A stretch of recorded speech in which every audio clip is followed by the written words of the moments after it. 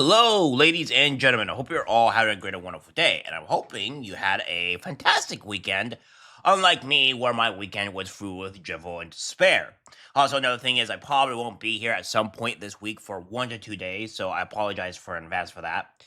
But be as it may, I have to go for a couple of days. Without further ado, though, we have this here where apparently FEMA has spent $59 million on a luxury hotel to house illegal immigrants. And then we have USAID spending billions, to, hundreds of millions to billions potentially on universities.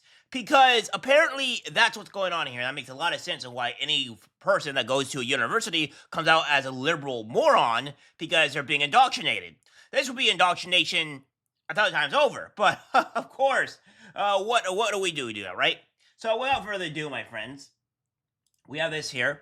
We have this from the New York Post, my apologies, saying Elon Musk claims FEMA sent $59 million last week to luxury NYC hotels for illegal migrants. But City Hall says there's more to the story.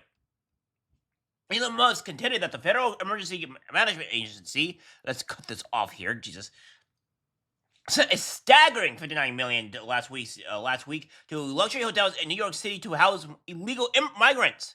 A claim that City Hall officials rebuted Monday. I don't think so. The world's richest man said in an early morning post on X that the funds were just discovered by his Department of Government Efficiency, or DOGE, even as President Trump called for a complete overhaul of FEMA that could even see it shuttered. Trump last month signed an executive order to create a council to review FEMA as he expressed concerns over serious concerns of political bias in the agency. Well, we know there was political bias because FEMA has gone out and pretty much not want to go to houses and help anybody that was Republican or had a Trump sign. So we know there was political bias immensely in this, and that the fact that FEMA doesn't really like Americans because it's showing quite honestly that they don't. Sending this money violated the law and is in gross insubordination to the president's executive order. Exactly, which is the reason why all these people should be arrested. Here's the thing, guys. When you go and violate laws such as this, you need to be arrested. The whole people need to be arrested, and FEMA needs to be immediately shut down. Because this is showing that not only is the FEMA defying the president's order in this regard, they're also defying the will of the people, and they're violating laws. So I don't know about you, but perhaps people should maybe go to jail for this. Because nobody wants this, and FEMA has already been politically biased as it is, wanting to not help Republicans or anybody that voted for Trump. It doesn't even have to be voting for, they have to be Republican. They could have just been voting for Trump. You know, there was a lot of other Democrats as well that voted for Trump, right? That were originally not voting for Trump previously before. So you're saying those people also deserve help if they had a Trump sign or whatever outside of their house? That's the insanity thing here. I know a lot of people on my channel are probably not full-blown Republicans. So I wouldn't really suspect them to be, if their houses were destroyed, that they shouldn't receive care because they had a Trump sign or an American flag outside their house. Because, obviously FEMA is for illegals and illegals only. That money is meant for American disaster relief and instead is being spent on high-end hotels for illegals, continued Musk, who leads the agency tasked with cutting back on government overspending. A clawback demand will be made today to recoup these funds. Yes. Many of Musk's claims, including whether the money would go toward migrant housing in luxury hotels, couldn't immediately be confirmed as brash Tesla mogul didn't disclose details about the money in his incendiary tweet. City Hall officials, without naming Musk, later issued a statement refuting his assertions, all while carefully avoiding explicitly saying the Mercurial billionaire was wrong. Only 19 million of all 237 million in federal funding that has been awarded to the city during the migrant crisis have gone toward hotels, luxury and otherwise, city officials told the Post. Oh, so we were saying it is true, it's just not as much. Regardless, you shouldn't be spending any money at all on luxury hotels in terms for housing illegal migrants. So, okay, so you didn't spend 59 million, but you spent 19 million on them. So, it's not very much better? I mean, What's going on here? The city has never paid luxury rates for housing migrants, and putting out the money is not a disaster relief grant, officials said. The vast majority of the roughly 200 makeshift shelters that house asylum seekers during the crisis weren't luxury hotels, with the eye-grabbing exceptions being the Swingy Row Hotel and Watson Hotel. We have already spent over $7 billion on the crisis alone, and the previous administration committed only $207 million in funding to help house the migrants in our care and for future services. We have continued to receive previously allocated reimbursements through the past week. We will discuss this matter directly with federal officials. The years-long migrant crisis has so far Gotham $7 billion. Merrick Adams has said, often lamenting the relative pittance offered by the federal government for what he argues is a national failure. The city expects roughly $237 million will eventually be pointed out by the feds, but only $81 million of that was paid as of last week, officials told the Post. Those officials modified the city budget in November to account for $118 million in new FEMA funding through the Shelters and Services Program, a federal program that reimburses certain migrant housing costs in 35 communities and states affected by the border crisis. Congress set aside $650 million for the overall program, and New York City applied for funds in 2024, federal records show. Customs and Border Patrol works with FEMA to disperse the money allocated by Congress. The Big Apple ultimately was granted $59 million last year, which corresponds with a FEMA payment that Musk claimed is illegal. Records show. So, again, FEMA's lying. But, of course they lie, because why wouldn't they? So, yeah, this is what FEMA is doing, right? This is what FEMA has been doing for a while, and it ain't good, right? So, it should definitely be abolished. I think FEMA should be abolished, and go with Trump's idea, because I don't think FEMA should be allowed to be functioning anymore.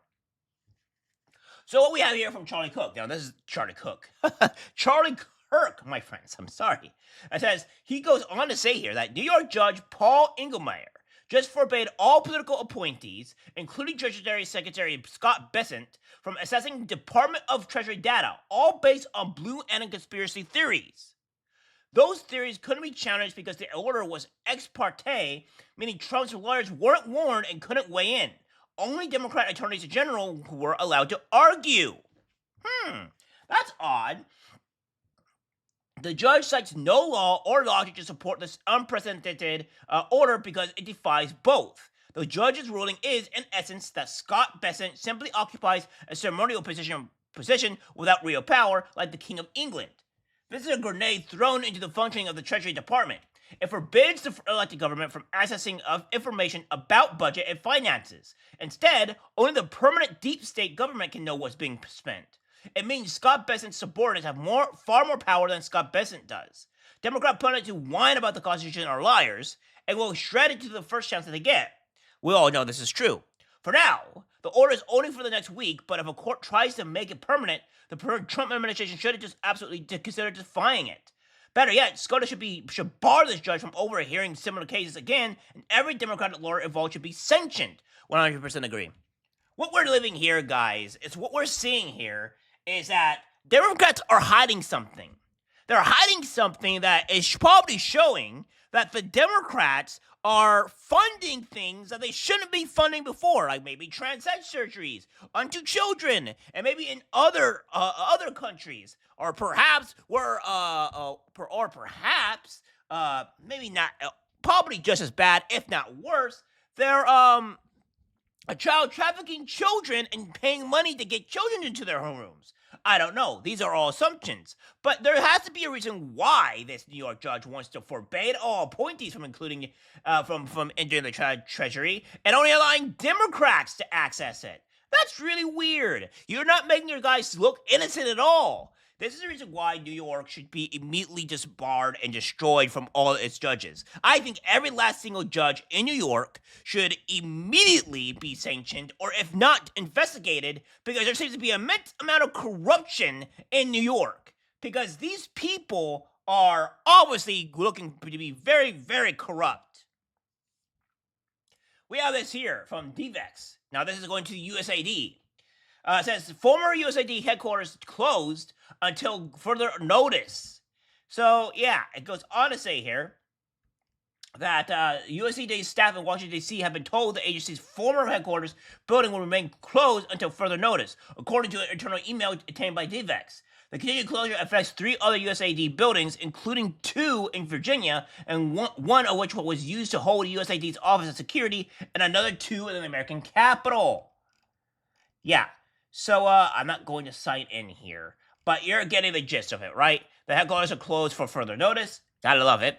And then we have this here. The U.S. funded Cuban media in limbo after Trump orders USAID closed. And the reason why this is that some USAID-funded media outlets that report on Cuba are seeking alternative sources of financing, while the Trump administration pursues a plan to dismantle the U.S. Agency for International Development, USAID, leaving their fate in limbo.